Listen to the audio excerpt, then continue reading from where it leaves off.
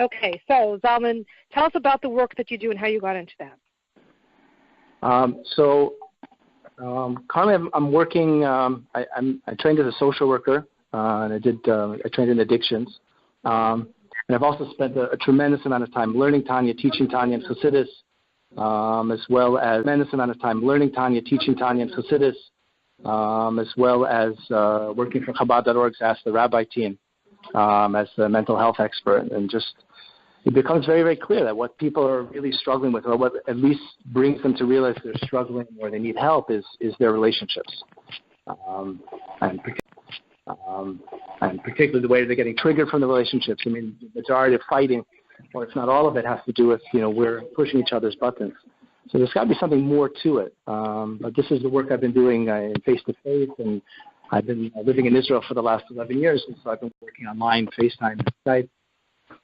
This is clearly an area that people struggle with, and it's one in which it encourages them and brings them to ask for help. So tonight's topic is about triggers. Yeah. Can you just briefly define what we're talking about when we say that word triggers? Sure.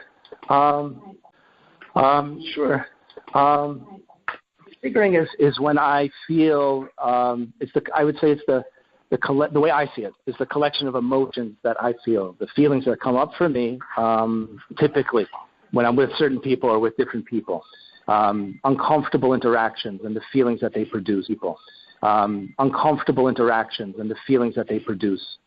Triggers can be used in different ways, but the way that I focus on it is these. What was your most recent uncomfortable interaction? And most people don't spend the time to think about it because they were so busy in that moment reacting to the other person. But there's a reason why them to overreact. We react. Somebody does something to us, but then there's also overreacting, where we go above and beyond. And that's where something's inside of me is coming out in this. And that's what triggering me, that inner emotional baggage, or that inner emotional intensity, about something inside of me that needs my attention, but it's coming out in this interaction. What's powerful about triggers is that they're really tangible. So I know what I felt. It's just that we don't really know how to go to work with it or how to use it to help us heal. And we're also very focused on, defending ourselves, protecting ourselves. And so it's difficult to defending ourselves, protecting ourselves. And so it's difficult to take a look at who we are. But it's extremely effective because I know what I felt. I was really feeling it. And many people don't really know what their feelings are. It's not like, we had an emotional curriculum growing up, so we just feel. And very often I sit with people, and they get to know their feelings. But this is a lot of what the work that I've done is focused on. And the reason to make it, to bring it to a Hasidic context is, when the Tanya tells us that we are two, this is the most profound idea that's out there for personal growth and working on ourselves. Is the idea that there's two versions, there's two parts of me. There's two triggers of putting me deeply in touch with this child self, this animal self, and its feelings and its needs. And now I know what it is I'm looking for. Now I know I can use that as like, let's say, the beginning of a path. You're going hiking, it's the beginning of a path. So I know that this is a path I can go on, that there's a part of me that really feels these things. And that's why where two people are perfect for each other in the way that they can push each other's buttons. They can be helped to, instead of going to work on the other person, take a look at themselves. That's where a lot of growth can come. That's where they help each other grow. So where do these triggers come from? You think that's the inner self. So how did it start? And why do people have different triggers than other people? Different people have different animal selves. Different people have a different child self. We have two parts to ourselves. Says the Tanya, an adult self and a child self. I think we just have to make that more practical. But all of us have different experiences growing up. We have needs, emotional needs. All of us have different experiences growing up. We have needs, emotional needs growing up. Basics, basic security and consistency, love, affection, to express ourselves, to be heard.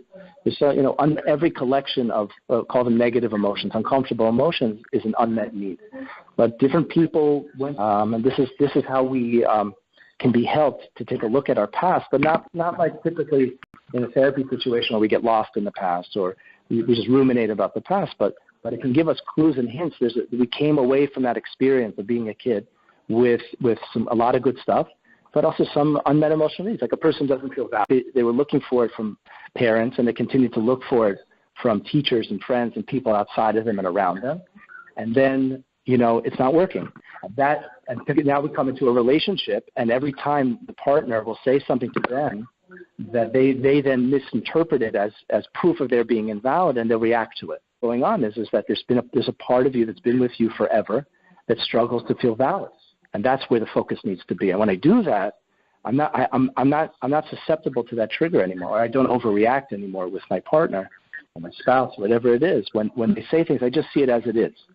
They said something, they gave me, I'm going to work on it, as opposed to reacting and arguing and debating because I'm trying to do something else in that conversation, which is to validate myself. I have to take that off the table. When I do, then I hear your feedback, and I don't take it as personal.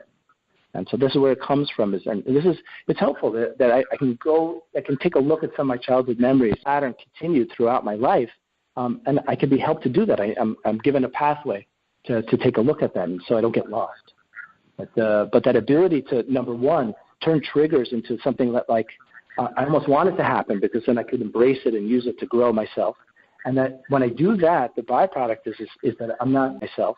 And that when I do that, the byproduct is that I'm so much less reactive on that particular trigger with my partner. Then it's just a conversation, You were late, and I've said that you were late, but not that I'm fearing that you're going to abandon me. That comes off the table because I help people form a relationship with a part of them that still fears abandonment. So really, the triggers are like the mirror. People are a mirror to ourselves when we get triggered, when we're reacting intensely. And again, it's not that we don't react. Be emotional. It's supposed to feel. But it's where we can tell that we're overreacting. There's a trigger is triggering me. It's, that would be nice. But I have to also participate in that process, which means that I need to use the trigger to take a look inside. And this is where our idea that person is two really helps us out. Because then I know much better as I start looking inside of me that there's two parts. I'm going to find two different parts. There's two parts. I'm going to find two different parts of me. There's one part that's totally confident that I'm a valid person. But there's still a part of me, that lingering part, that struggles to feel valid. And that's where the conversation has to be, not between me and the partner and the triggers, but within myself of what's this part of me that's getting triggered? What does it feel? What are those needs that are there? Part of me that's getting triggered. What does it feel? What are those needs that are there? So, two questions. You use the example of not feeling valued or validated. Can you give another example of something that happened in someone's childhood and how it triggers something in their adult life? Or the abandonment one is rampant. Abandonment happens a lot and it's, again, I have no interest in blaming parents, and there's no interest in, it's a bad childhood and the whole thing, and that all parenting was bad. Not at all. But this is our work in life. There's a part of us that needs our parenting. Just to be clear about that. But very often people experience some kind of abandonment. It could be emotional, it could be physical, it could be a parent in the hospital for a long period of time and not available to the child. Or it could be that sometimes people have a sibling who is sick or very needy, and then all of a sudden your attention you didn't get as much attention, or a parent left the house, and all of a sudden your attention you didn't get as much attention, or a parent left the house. But this idea of abandonment, and as we're growing up, even now in our life, there's things that we say to people with our words, and there's also things that we imply, And so, like for example, if I I don't sit over him and I don't bark commands at him or something. I'm not only asking him, but I'm also giving another message of I really believe in you. I have a lot of trust in you and faith that you can get this done. And so now you look at that happens in the positive and the negative. And so a child who what kind of thoughts come up? And we do this as we walk down the street. Something happens. Doing this our whole life. A kid is in a home and a parent leaves or is not present for them emotionally or whatever it is. A kid starts to form a message in their mind in order to help me deal with that, in order to help me be able to continue to trust the parents. So it's like, you know what, I'm really not good, or I'm not deserving of somebody to stick with me. And so now I carry that with me through life and on the lookout to protect themselves. And so the interpreting, things of a person not showing up on time or whatever it is as abandonment. That's where the overreaction comes. And I'll work backwards with people. So let's take an example. A person says she says to her husband, meet me at 8:00, and he comes late. He's there at 8:30, whatever. So he was late and said he was going to be on time. So it's a totally normal, natural reaction. There's nothing wrong with that. But the reaction, in fact, is a really intense one. It's where we see there's an overreaction. It's kind of like the punishment doesn't fit the crime. The reaction is a bit more intense than you would think. So when that happens, it's indicating to us that there's something, and you would think. So when that happens, it's indicating to us that there's something else that's going on. There's something of their own person's issues that are being brought to bear in that situation. And I like working backwards with people because you can get lost in childhood, or many people don't have any access to memories. They've cut them off. But I know in that situation, when he was a half hour late, I know what I felt. And I can begin to work backwards, and I can become aware of the feelings that came up for me. Why did I react so intensely? And then begin to say, well, when else have you felt that? And all of a sudden start to see a pattern of, I felt that, a year ago I felt that with this person, and you can track it all the way back. So that's where you can see, you can go backwards to forwards or forwards to backwards, but we just want insight. There's that part of that person who's struggled with abandonment, who's on the defensive, always trying to protect themselves from being abandoned again, or whatever the issue is. That's overreacting, that's always seeking to protect. That's where the focus needs to be, to get to know that part of a person's self. There's an unmet need that's there, which is, am I worthy of somebody staying with me? There's an unmet need that's there, which is, am I worthy of somebody staying with me? Am I valid? Am I deserving of that care? Because when someone commits to you and shows up consistently, it's also conveying a message that you're valid, that you're worthwhile, that you're loved. That's where the person needs to focus. So how does this type of therapy, examining the triggers, how does that compare to, let's say, the typical marriage therapy where, and can you talk a little bit about that? So I myself don't do marriage therapy. Not that it's not effective, theme, or there's an underlying issue in the arguments that people have, or the points of contention that people have. There's something underneath that's going on. And once we take a look at it, and, we have Hashgacha Pratis, and so the people we're with we're meant to be with them. So that's where I think it's worthwhile to take a look. I think that, and that's where I think it's worthwhile to take a look. I think that, and I can't say because there's so many different forms of marital therapy, and I definitely think it can be effective. I just feel that there has to be this awareness of that they're not, the couples are not enemies. They're really partners, but they're perfect for each other. To know that they're going to trigger each other, and then to be able to each other, to know that they're going to trigger each other, and then to be able to work on it. Like let me use this. You're mirroring back to me a part of me that I need to work on, and vice versa with the other person. As I help people do that, then the other stuff that's typical of marital therapy, let's say communication skills and how to express yourself. But you can't just make it a communications issue when the person deep down is struggling with their own sense of self. They're on the defensive that I'm going to be abandoned, or I'm not worthy of somebody staying with me, or I don't feel lovable, or I don't feel valid. That's where the real focus is, where people have to be relationship ready. And that's where our focus has to be, with helping people. And very often they're not. Help them get relationship ready, which is what am I contributing to the strife and the issues over here? That's where I need to go work on. And if the two of them are willing to do that, and they do it with, and it's not hard in the sense of like, okay, what was a recent fight all about? And asking the two of them what they felt. And you'll see that on the surface they were arguing about something, but really in the drama for her, and that's where they need to focus. And if we can help those two people, they become less triggerable. I don't need your trigger anymore. You've helped me see the part of me that needs my attention. Now we can then get into communication. Now we can do things like having a weekly date, or, reflecting what you said back to me and making sure that we're giving it, or, reflecting what you said back to me and making sure that we're giving each other feedback. All that stuff can be very effective. But as long as the two people are really relationship ready. And I think that's what triggers helps us take a look at. So it may almost be seen that if the issues are less intense, then some of these challenges just fall away altogether, because we know why we're reacting so intensely. And it's not really proportionate. So I can imagine how it can work really well for some of the challenges that are happening. As a child, and trauma doesn't just mean someone was assaulted or an accident or something like that. There was some people grew up and exposed to pretty intense emotional stresses, and that could look traumatic. But yeah, typical cases you can see significant relief by beginning to do that inner work, which is what, that's avodas Hashem, and that's what, working on ourselves is really about, is being aware, embracing that, the Ezer Kenegdo, having the person is triggering me, but getting to work on that. But yes, very often that can be enough. That can be enough to help people reduce the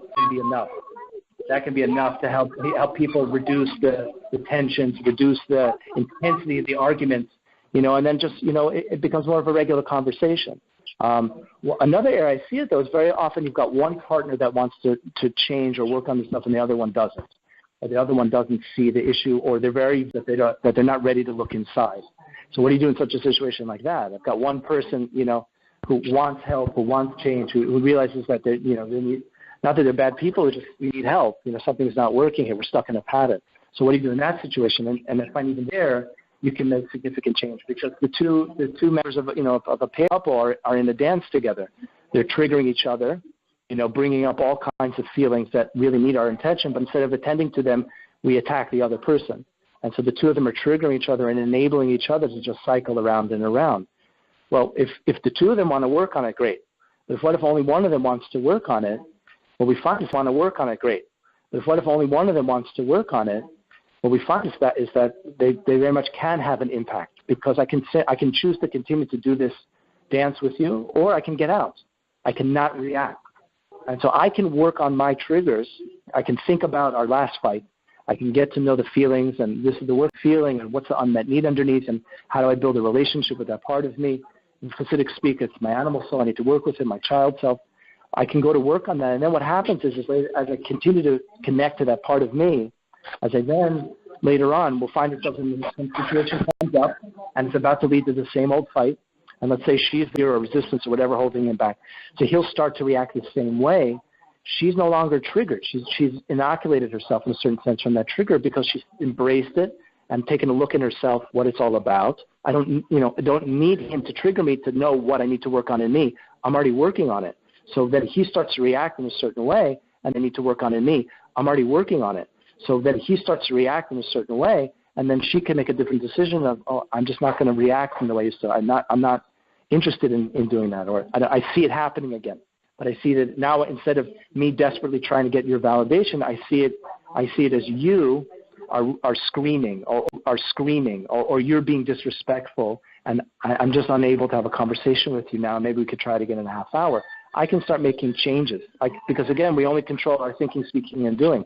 So I can be this kind of work of being aware of where I'm being triggered and what in me needs my attention, enables me to then make different decisions. I'm not giving it to myself. I'm working on myself feeling valid and capable and deserving of love. And then when I interact with that person, of course I want those things from them, but it's without the desperation. And so I don't stay in an unhealthy conversation with screaming or yelling or disrespect, because I desperately need your validation in order to be heard. I have the ability to shift. So the balance starts to shift and change, and it's possible now for there to be a change. He simply can't continue to do what he's done in the past and get a reaction out of her. And that's where very often we call it a rock bottom, or there's a shift, and there's a possibility for the person to change. And very often they do. It's me continuing to be triggered by you, in essence, is I could also imagine that she's not triggering something in him. If she's aware that if she does some work, and she's aware that she triggers something in him, and she doesn't do that anymore, and he doesn't even have to respond that way anymore. So if one side of the equation changes, then something's changing. Yeah, but it can't change without self-awareness. So you have to be aware of. She can start. Yeah, but it can't change without self-awareness. So you have to be aware of. She can start to think about. This is where you need both partners. You could guess or imagine how you're making the other person feel. And when you're living together and you're married, you do have a certain insight into how they were raised and some of their strengths and some of the areas that they're struggling with. So you could wonder about it. You could be more sensitive to it. But again, it requires. I've never helped somebody grow who they themselves haven't said, okay, I'm ready to do it. Because what it requires is turning your focus from the partner to yourself and where they're triggering you. But it becomes more possible. Like you can't get the same payoff. It's like if I'm triggering you and then you start to fight back with me, it's all about fighting with you. I don't have to take a look at my own stuff. But if you're not going to take the bait and fight back with me, now I'm left with my original problem, which is there's a part of me that needs my attention. It's uncomfortable. I'm struggling with it, but it needs my attention. So what I was using to avoid, in essence, like triggers are like an addiction. So what I was using to avoid, in essence, like triggers are like an addiction. I'm using it to avoid facing something. So if I take that away from you, and hopefully and you're already working on yourself, and then there's the ability for that person to say, like, okay, it's a process, but it's not possible. But a person's not going to just change on their own. But definitely, a person's not going to just change on their own. But it definitely facilitates their growth. But people need that, because what do? You see clearly there's an issue. You want the relationship to be different, to be better. And I'm not really getting buy-in from my partner, and it's not because they don't love me or whatever it is. They have their own fears, or they've been avoiding a part of themselves for a really long time. But things start to shift between us, and I'm no longer, giving you a payoff for you getting triggered on me. And then the person's got to do some thinking. Okay, so this question just came in as you're saying this piece. Why should I do the work? Like, well, I guess someone is saying, like, if he's not willing to do, or I don't know, if he or she, whatever, if my spouse is not willing to do the work, why should I do the work? Can you talk to that a little bit? Right. So what's the option? We'll just be miserable? I think you're doing the work courageously because you're ready to do the work, because you're able to do the work and you want life to be different, and regardless, ready to do the work, because you're able to do the work and you want life to be different, and regardless of what happens in the relationship going forward, this part of you being triggered by them needs your attention, regardless of what happens. You may, and this happens with people, you start to work on yourself from what the things that they trigger you, the feelings that come up. Use that as a guide to get in touch with your adult working on that. You become happier. The dynamics in all of your relationships change. There isn't that. A lot of people have a desperate need to be validated, accepted in the relationships. That starts to tone down. We become happier. We're happier with our kids. As far as that relationship is concerned, sometimes it's not going to work. You're simply not treating me in the way that I now know I'm working on myself, that I want to be treated, need to be treated. And so I need to go. And I have the confidence to do that. That's not what we want. But again, if a person's not going to show up in a relationship, then there isn't a relationship. But the best chance for it is for the person to do their work. But again, it's not like I'm doing it for them. I'm doing it for me. Because for me to be happy going forward, I need to do them. I'm doing it for me. Because for me to be happy going forward, I need to do this.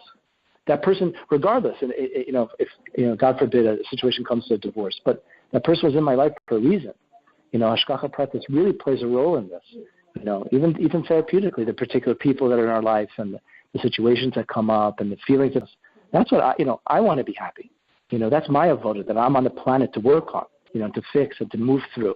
And it makes me happier, so I gain. But regardless of what happens in the relationship, I still, this is for me to do. And it also happens to be the best way to shift the dynamics between us, and then put some pressure on issues, and then scream with me or fight or whatever, and I'm going to fight back, and then you'll avoid your stuff, I'll avoid my stuff.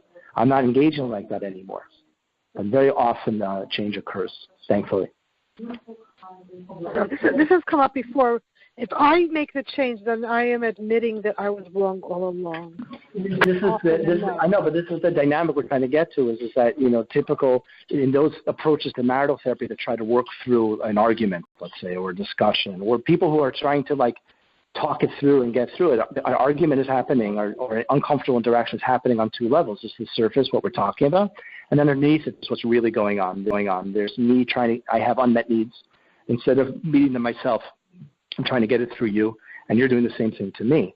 I mean, that's what's really, really happening over here. But again, when you said we know that a person is two, we all have this other part. We all have a child self that has great characteristics and traits, but also has some unmet emotional needs. A child self that has great characteristics and traits, but also has some unmet emotional needs. That's the source of all the drama in our life. There's no mistake. There's nothing wrong. That's because the argument is really not about what's on the surface. It's really about what's going on underneath. And so, thank you. I almost want to be triggered by people, because the more triggers the more parts of myself I get in touch with, the less susceptible I am to triggers, because I don't need to be triggered anymore. The triggers already taught me a part about me, and we all have this. Because the arguments are really not about it, because when we say a person overreacts, he was late and she overreacted. She's upset and then she overreacted, right? It's not really about that. I mean, the fact is I felt. But it's that whole other drama that comes into it that really distracts the whole issue. If you then have that conversation, a few months later, where she's been working on this whole abandonment thing and realizing that she's deserving and worthy and valid, so then simply he's late, And I have my feedback about that, about how it makes me feel. It's much more hearable, It's easier to hear about that, about how it makes me feel. It's much more hearable, It's easier to hear feedback when it's just simply, you did this and made me feel this, as opposed to you did this and I'm going to project all this other stuff onto you. It makes it much, much more intense. I'm right, he's right. But everyone has this. Everyone has a part of themselves that needs our attention. Call it issues, but that makes it sound, like a bad thing. We have a part of ourselves that needs our attention. It will come up in our relationships with other people until we realize that it's a part of ourselves, and we go to work there and focus on it. But someone's got to be the mature one. Someone's got to say, I'm not happy like this. This is not working for me. I want to be happy. And I want to an argument. But afterwards, a lot of times people need help to do this, to be guided to do this. But it's all about me. It's all about making my life better and happier and more the way I want it to be and empowering myself. So I'm going to go take a look at these things, and I'm going to do it for me. And then I gain, full well knowing that both people have their own stuff that they need to. Well knowing that both people have their own stuff that they need to take a look at. And if my partner will take a look at their stuff, then we can continue. And if they're not, and they're going to continue to avoid, well, then there's not room for a relationship. So let's say someone has been persuaded or convinced that this is a direction that they want to start looking at. How might they bring this up to their spouse and say, let's do this together? Well, it helps to work with somebody and to go in and say, we're triggering each other. Can you help us talk it through? It depends. It depends on the situation, where the people are holding and what's the interest level of it. But a person could already you can right now think about the last uncomfortable interaction you had with anybody. Okay? And we don't have to keep talking to them and having that argument in our mind anymore. We can say, okay, forget it. That conversation is over. That person was a messenger. They delivered a message, and I have to give people a feelings chart because we're not really trained in how to feel and how to deal with emotions. But I can already start that work. If your partner's interested in it, then great. Take a fight that went on. And what was the fight about on the surface? And then begin to look at what was going on deeper. But very often people need help and assistance there because we're so busy. We've been it's hard to pull away from it and observe it and become aware of it. We've been so in it for so long. And it can be very helpful to have support. If the two want to talk about, because you're really saying, okay, how do these feelings apply to me? What part of me? And then start tracing it back. When else have I felt those feelings, So lots of times you can go all the way back to childhood and see a dynamic. So lots of times you can go all the way back to childhood and see a dynamic. A memory of childhood comes up, and we just become very aware that there's basically a 7-year-old child still in me that needs my attention. But it depends on the situation. But very often people need help and support to do it. Because like we said, when you have two people talking, it's two godly souls versus an animal soul, two adult selves against a child versus an animal soul, two adult selves against a child self. It's easier to see it, But again, but we for so long, or again, we're our animal soul until we're 12 years old, 13 years old. I mean, that was the dominant voice in ourselves, absorbing so many of the experiences, formative experiences as a child, and now we're carrying that with us. So really, what was it feeling, and what are the unmet needs that are underneath it? But this is a process I work with people, different life patterns and a test and assessments, but anything to give people awareness and insight, so that instead of just being that part of me, I begin to observe it. And I begin to become aware of it. I separate myself from it. And it becomes much easier. They said we have two souls and we're choosing between the two, and it becomes easier because I become very, very aware of the fact that there's two. And I can, but you're going to need help. Quite often you're going to need help and support. But this is very effective focus as opposed to just keep trying to get the two people to communicate and get on the same page when each of them really have their own work to do. But this is the work. I'll do it with people. Very often I'll bring the two people together and I'll have them both discuss it, and a lot becomes clear as you watch them discuss the issue. Are they stuck on the I was right or you were wrong, the surface level, and then ask a few questions, stuff that was there. So that's really why you need a professional. You need someone who knows how to do this and not try to play with this on your own, because it can be a slow going at best and dangerous at worst of doing this the wrong way. Dangerous. I mean, this is me getting to know me. It definitely helps to have some professional help, but what I like about it is like trying to say this is why you're acting that way, in that kind of messy way of looking at it. Yeah, that's a different addiction. It's like, well, I'm going to play therapist on my spouse. Oh, I'm going to analyze all your patterns, and I'm going to tell you what your problem is, and that's not on my spouse.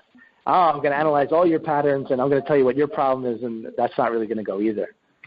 But we do need help. What I like about it is, therapy sometimes is not focused enough, or it's not giving people enough tools to be able to do things on their own. And when we work this way, I think we gain that. There's a certain clarity, have what to work on, and then you're coming away with it with a real knowledge and awareness of self. People start to become aware. They feel themselves like getting triggered as it's happening, and they stop it. Or they become aware, I'm about to get triggered. That self-awareness really grows because we get to the core of it. We want to treat things not on the simple, legitimate needs that I'm just not going to reject anymore. I'm going to start paying attention to it. And then the issue itself goes away. Then it becomes a normal conversation. What does the need, like your spouse is really not able to meet that need? Like you grew up with this trigger of feeling neglected, and with this trigger of feeling neglected, and your spouse is, at least at some level, really neglecting. So now you're aware that the pattern is continuing. How does that work? How is that helpful? That's exactly what happens. We pick partners that will perfectly trigger us. It's unbelievable. You can expect it. Don't be surprised. We can absolutely expect it. But I would say like this: let's look at validation. Okay, a person doesn't feel valid about themselves. So what happens is that we were seeking it from parents who didn't get it. We were seeking it from teachers, people around us who didn't get it. We continue to seek it from others, and that's an intense desperation in all of our interactions. The feedback from somebody, and I can't handle it. It makes me very uncomfortable because I'm very bought into feeling that I'm not valid. I'm simplifying it, but no amount of him validating me is going to get through, and then he's going to get frustrated, or she's going to get frustrated because What if he doesn't? So that's an example where he's trying to validate and she doesn't want to receive it. But what if he really does do her own work? And again, it'll never. Even if he is trying like that, whether she wants, she's not going to want to until she does this kind of work because she's been loyally feeling this, dedicatedly feeling not valid about herself has become a defense mechanism that she's clung to for years. It's been like a protective mechanism, like armor that helped me get through childhood. So it's a choice. If I don't feel valid about myself, if someone comes and gives me positive feedback, I'm now in a quandary. And either I accept and believe what you're saying, and that means that this part of me that feels invalid is wrong, which is intense, or I reject you, and I continue to feel myself invalid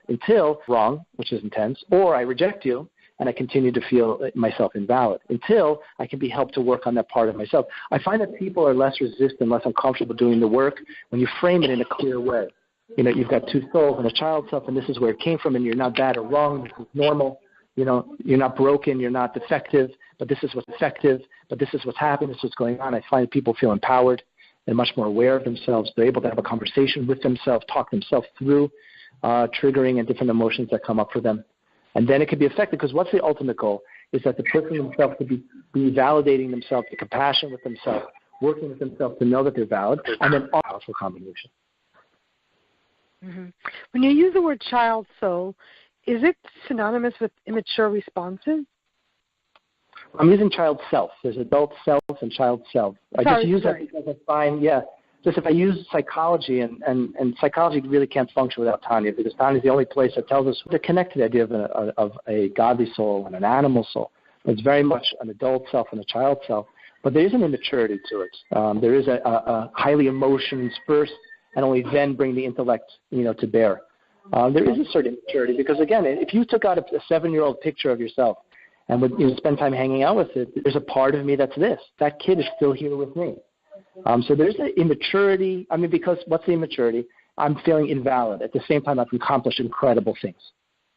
So what's that all about? It's kind of ridiculous. But again, there's this inner drama and dynamic that's going on, and I need to address that. Okay, so with this work that someone does with themselves or with a professional, and they notice that their trigger point is that they don't feel valid, and so you said they have to work on validating themselves because they're not getting it from someplace else, or they're not yet because they're not getting it from someplace else, or they're not yet recognizing that someone else is giving it to them, what kind of work can they do to help themselves feel validated? This question came in. I never get validation of any type of empathy from my husband. Empathy from my husband. So again, the main thing is just the awareness that it's not that I'm invalid. There's a part of me that struggles with feeling invalid, which means that there's a part of me that knows it's valid. And even the fact that you're coming to help with it shows that you know that it helped myself.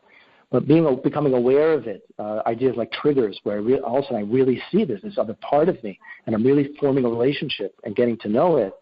The awareness alone is tremendous, because again, I think the triggers are really, this child self is desperately trying to get our attention that has unmet needs. And so it's part of, that will trigger us and put us in touch with those feelings.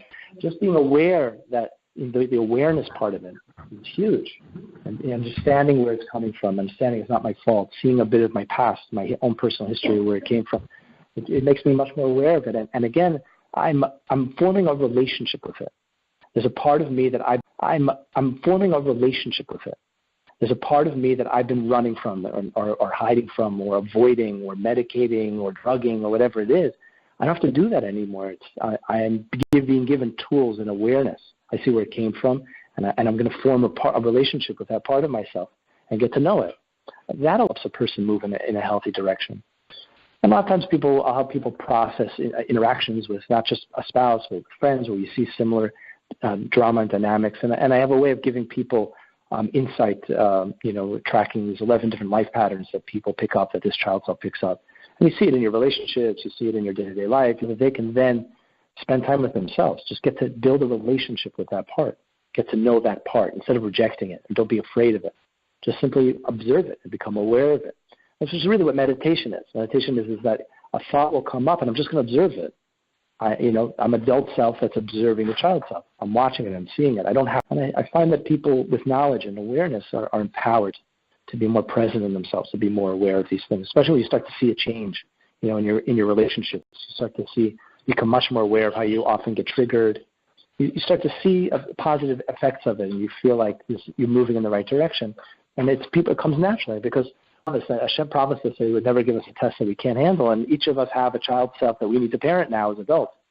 So we each have our own unique, child self and its needs, and we're fully empowered to do it. And so, I deeply believe in people, and I believe in their ability to form a relationship with themselves, given knowledge and ability to form a relationship with themselves, given knowledge and awareness and some tools.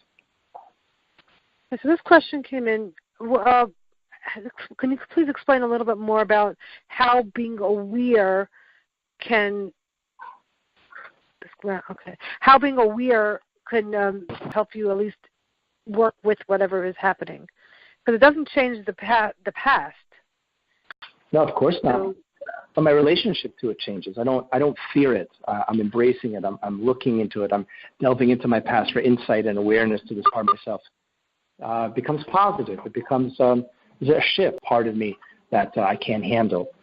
But again, look at that. Look at the idea, the trigger situation of the abandonment case.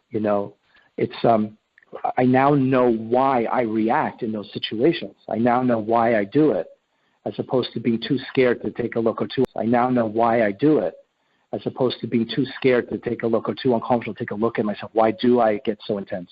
I start to see how this fear of abandonment has really become present, has been present in many of my relationships. And I realize what it's about. And nobody wants to be that way. Nobody wants to do it. Many people will say, you always overreact, and that just makes it even more defensive. But it's empowering and exciting on its own, just to simply understand why I've been doing that, and then to get to work on that. Because my awareness is really, it's not the end of it. The awareness is that there's a direction I need to move in. Because under every set of help to get to know what that unmet need is, so then I start to talk to myself. Like, let's say a person feels invalid. They definitely are having successes in life, but what happens is they have that success with their adult self, not their child self. When you become aware of these parts and see where you picked up such a false message that you're not valid and not worthy, it becomes part of the ongoing conversation. You're not worthy. It becomes part of the ongoing conversation. I allow my entirety to enjoy the fact that we just did a great job on a project and got a promotion or really did something really well. I'm engaging with that part of myself. Look how great we are. Look how good a job we did. And that's it. It's just small moments throughout the day. I think people grow. It's just small moments throughout the day. I think people grow in the little moments they're walking down the street and thinking about themselves or contemplating or thinking about an interaction. And become just to know that the need is there, I can begin to meet it. And I think we have this in our own lives. Our kids will act out, okay? And that's trying to express an unmet need they have underneath, right? One kid hits the other kid, and they're looking for attention. But it's hard. We, on the outside, it's like, I don't really know what it is, but I know for sure there's something in there. And just that in mind, that I know there's something going on over here, eventually I can get a sense of it. Maybe the kid gives me some hints. It happens in any one of a number of ways, but it won't happen if we're not looking for it. But simply switching from attacking people to looking inside myself, being okay to feel what I feel. I just want to become curious about myself and get to know those feelings. And then to go deep underneath it, like, well, what unmet need is going on over here? And what unmet need's been a part of my life for a long time? With people specifically but it really will come up. It becomes very clear. Which of the needs, unmet needs are there, and it becomes part, like I said, is part of our ongoing conversation with ourselves. Like, we'll then consume a success that we have in life in a different way. We totally enjoy it. All of ourselves enjoys it, as opposed to those to enjoy it because it's a threat to that part of us that's locked into seeing ourselves as invalid. We don't have to do that anymore. There's so much hashgacha pratit, so much happening around ourselves. We're just not getting the full value out of it because we don't know what to look for. We don't know how to experience it. And so these kinds of things start to shift and change for us when we do this work. Because this question came in, how is this different from personality or temperament? Like some people just are more emotional, they're by temperament or by personality, they're just more emotional or more sensitive. Or is that not true? That it's all become triggers? Sure, people definitely have a personality. I mean, there's a certain... Triggers. Sure, people definitely have a personality. I mean, there's a certain nature to the child self, and that there's nothing wrong with it. But how will I know what is normal and natural? Yeah, some people are just much more emotional. Some people are much more verbal. Some people are much quiet and action-oriented, 100%. But I only really know that once I work through this.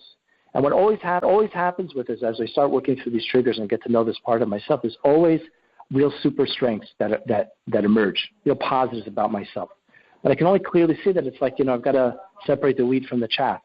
When I get aware of the fact that there's an unmet need going on and I begin to address it and pay attention and tune into it, so that's who I am. And it can actually emerge, can actually come out then much better. As opposed to, seeing it as, it's just a part of me overreacting. This is how we get to know who we are. And a person will definitely get to a point of saying, okay, this is part of my nature. Again, if I'm overreacting, the person who feels invalid very often will be extremely, the person who feels invalid very often will be extremely needy, or there's a real intensity, an emotional intensity or pleading to their interactions with other people. It makes it very difficult to be with them. And even when you give them attention, it's never enough, and it's very challenging. The person could then take these triggers and begin to work on themselves. That intensity is gone. Not that they're not an emotional person or a feeling person. They're more now who they really and truly are. There isn't a desire to be my animal soul forever. There isn't a desire to be triggered, and like this forever. It's just I need to know this part of me that needs attention. Triggered, and like this forever. It's just I need to know this part of me that needs attention. Then I can get to who I really am. For example, the person came late. I am upset about that. Conveys a certain message that I don't count matter to you. But I can say that and share it and express it in a way of total confidence. I know what I feel. This is important to me. But I can say it in a way that's emotional but hearable. Whereas when all of my abandonment and or my emotional baggage is also being dumped into the conversation, it's very intense. And it's not. I'm not even being myself. Yeah, I am projecting onto that person the same abandonment experience. Or anyone watching. That's true. Let me just see. There's a couple questions that came in a minute. Let me just see. How do I identify my issues? I would imagine that's doing with a professional. that's doing it with a professional?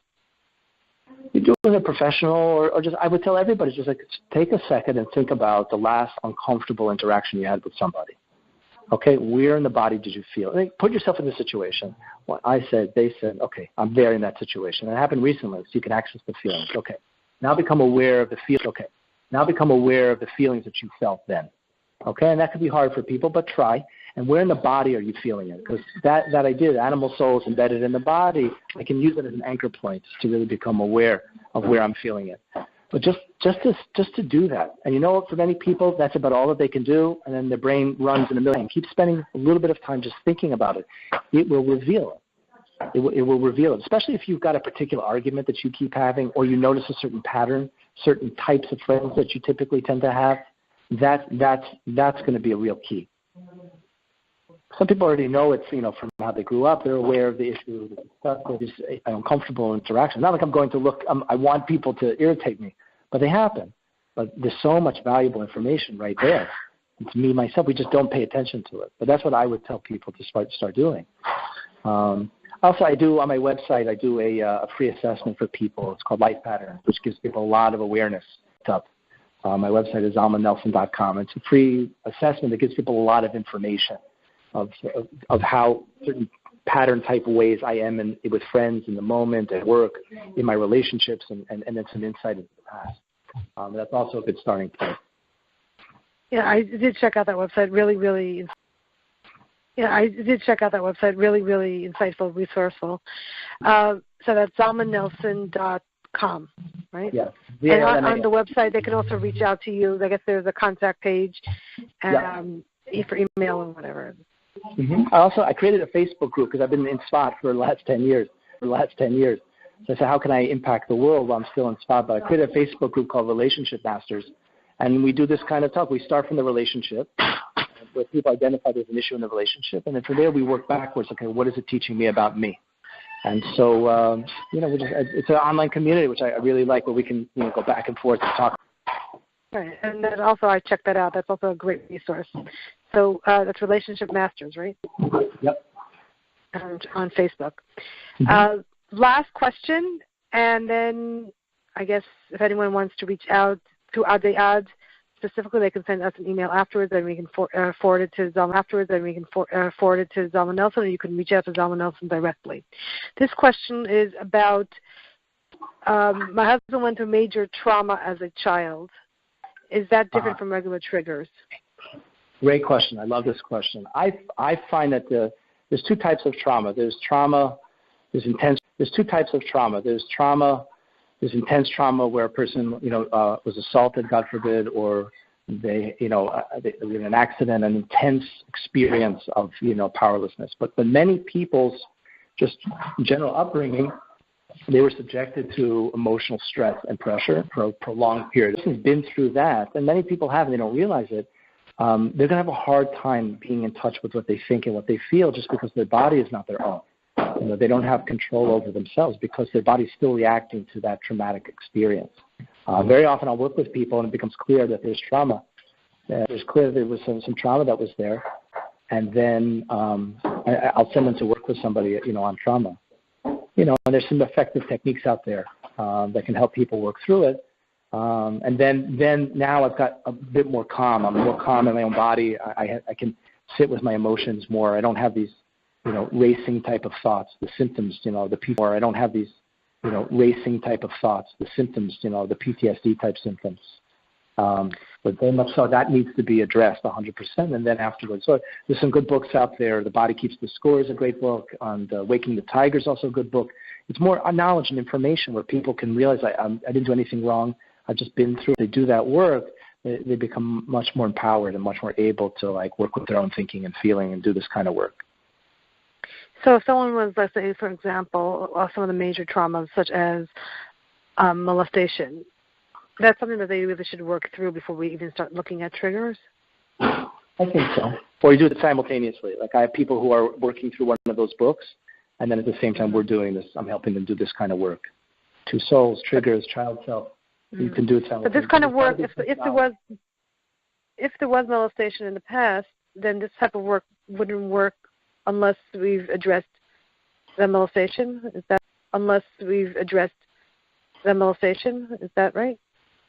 I think it would be hard. It would be difficult. I can't say across the board. I don't work with those cases. I think I don't treat trauma. I think there's people are specialized in certain areas and they're very good at it. And you should engage with the services of someone who specializes in trauma, and they're helping you work through it. And many of the techniques that are available are very effective, and they there's like a clear treatment path. It's not like forever going to sessions. And they're very effective. A lot of people just realizing that you've suffered trauma. And it's not your fault, and a lot of the things you're feeling are a result of it. That also really helps them get, look, I'm not bad, I'm not awful. But yeah, it really has to be addressed. It has to be dealt with. And the more intense the trauma, the more the need to get my body back, to get my life back, to get back some sense of control over it, because a body that is reacting, that experienced something traumatic, is going to continue to react and to continue to try to defend ourselves. And here we experience something that we couldn't defend ourselves from. And so it's still reacting. So yeah, that has to be dealt with. And each case is different in terms of its intensity, but I very often work with people who are doing both at the same time. Mm-hmm. Okay. So that's the last of the questions that we'll answer now. Deal with it separately. There are a couple questions that were too nuanced, individual, that we can address separately. So any final thoughts, or talk a little bit more about the work that you do? I think this is really part of the idea of what Tanya brings.